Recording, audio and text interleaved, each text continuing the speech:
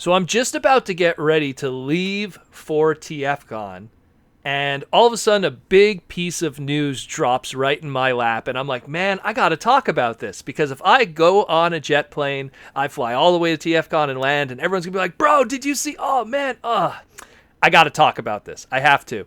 So Snakis, one of the Japanese mainstays in the Transformer fandom, did a big post of some stuff that's going to be coming from Cyberverse, but specifically on the Takara Japanese side of things. So Kapow Toys did a posting of a bunch of Japanese releases of Cyberverse Deluxe toys. But keep in mind, the Deluxe class is this improved, better quality version of what we call the Voyager class that we have right now. Now, we saw some of these Deluxe class Transformers already at New York Comic Con, in that of Bumblebee and Optimus and Megatron, and we're going to be getting more of these. Now, we didn't know what these other characters were. We knew we were going to get more because this is related to the Build-A-Figure gimmick, but we didn't know who those characters were going to be. So great news is we're getting some characters that we wanted that had toys already that really were kind of hit or miss, and we're also getting some new characters that didn't get toys, which is great news. Let's go through this, because this is beautiful. So, number one, they show us Megatron. We already knew about that one, but hey, that's great. He looks more or less like the American release that we're going to be getting.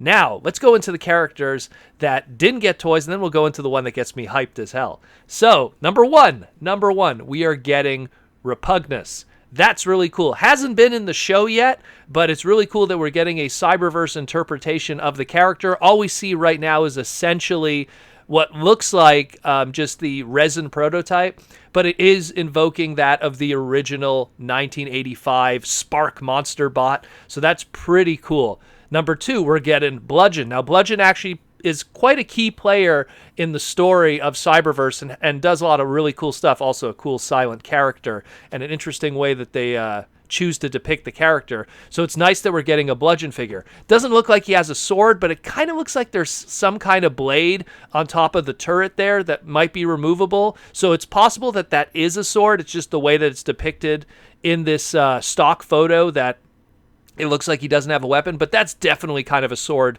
chilling in between his turret of his, tank cannons, if you will.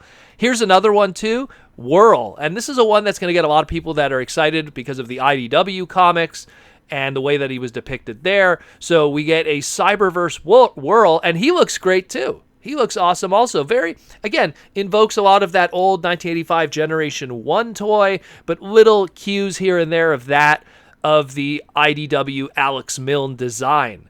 And the last but not least, the one that gets me excited, and I'm glad that they managed to decide to use this character, we got Hot Rod. And Hot Rod looks spectacular. Obviously, you know, this image doesn't do him justice, but I mean, it already, I could just see it's a big improvement from the much more bulky, square, limited articulation, gimmick-induced warrior class figure that, like, you know, you couldn't even move the arms without those, like, flames coming out of the sides. This looks incredible. The only thing I hope for is that the flames that are on the side of the car and that are in the robot mode, that if they're removable, like they're just probably like, I hope they're kind of like the effects accessories with the Battle Masters and everything that's going on with Siege and then later on Earthrise. So, but otherwise, he looks great. This is a big improvement. No hollow legs, at least from what I could tell here.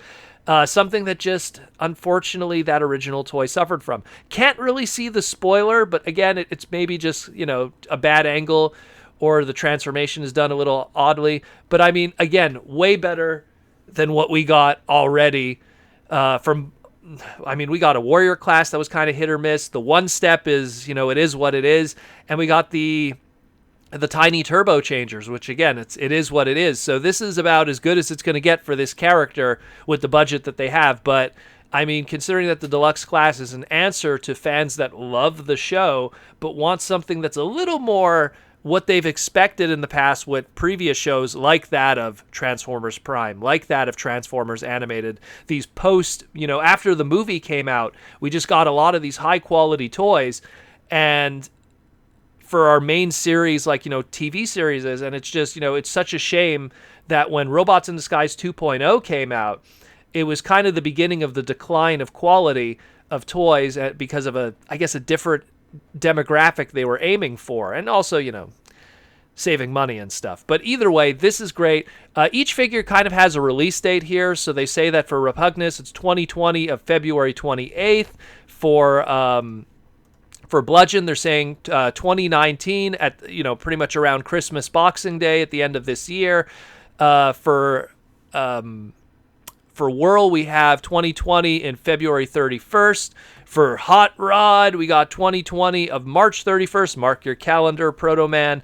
And of course, for Megatron, we have also the same thing around Christmas time at the end of this year of 2019, around Christmas time, Boxing Day, which is probably going to be queued in with some of the other releases like Bumblebee, like Optimus Prime 2. So this is great news. This is very exciting.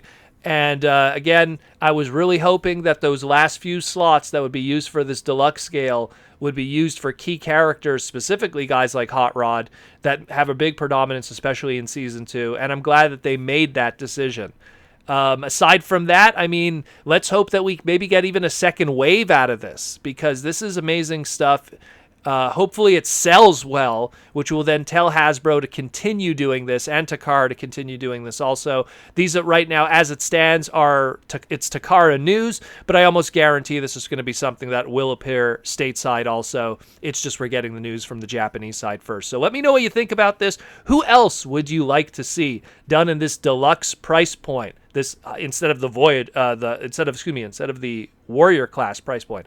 Who would you like to see done in this deluxe price point? Who would you like to see that's not even in the show yet? That because I mean, this one shows that some even non-show characters are getting interpretations. I know Jazz is one of those examples too. He got a one-step that, and yet he hasn't appeared in the show yet. So, who else would you like to see done? Because this is hype, and I'll be seeing you in TFCon. I gotta catch a plane. See you later.